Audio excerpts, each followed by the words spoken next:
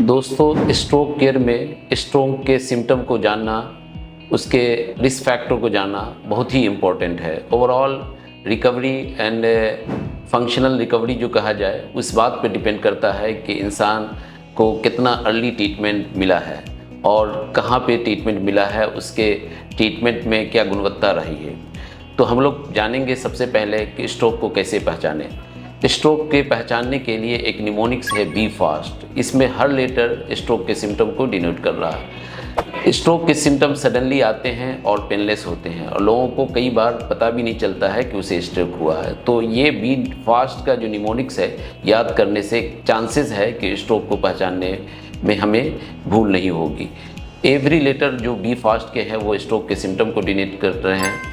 B stand for balance. Suddenly कोई इंसान चलते चलते बैलेंस में प्रॉब्लम आई तो उसे स्ट्रोक हो सकता है। उसके अलावा E stand for I. Suddenly किसी इंसान के विज़न में कमी आ गई, सडनली एक तरफ का रोशनी कम हो गया या उसे डबल विज़न हुआ, तो ये सारे सिम्टम स्ट्रोक के हो सकते हैं। उसके अलावा जो हम लोग को कॉमनली मिलता है फेशियल पाल्सी। किसी इंसान को सडनली फेस का एक तरफ टेढ़ा हो जाना। उसके अलावा सडनली किसी आर्म में, लिम्ब में, किसी बॉडी के एक हिस्से में वीकनेस आ जाना, ये स्ट्रोक के सिम्टम हो सकते हैं। उसके अलावा सडनली कोई इंसान बात करते करते आवाज़ में लड़खड़ाहट आ गई, स्पीच में प्रॉब्लम आ गया, तो वो स्ट्रोक के सिम्टम हो सकते हैं। लास्ट वर्ड बी फास्ट के हैं टी, जो कि मोस्ट इम्पॉर्टेंट वर्ड है। कहा जाता है कि टाइम जो है वो मोस्ट वाइटल है स्ट्रोक केयर में। टाइम रहते हुए अगर हम ट्रीटमेंट स्टार्ट कर दें तो चांसेस है कि परमानेंट डिसेबिलिटी से बचाया जा सकता है और कई केस में मोर्टेलिटी को भी कम किया जा सकता है। तो ज़रूरत है कि स्ट्रोक को सिम्टम को पहचानें और इनिशियल फ्यू आवर्स के इम्पोर्टेंस को समझें। इनिशियल 4.5 आवर्स जो है मोस्ट वाइटल है स्ट्रोक केयर में।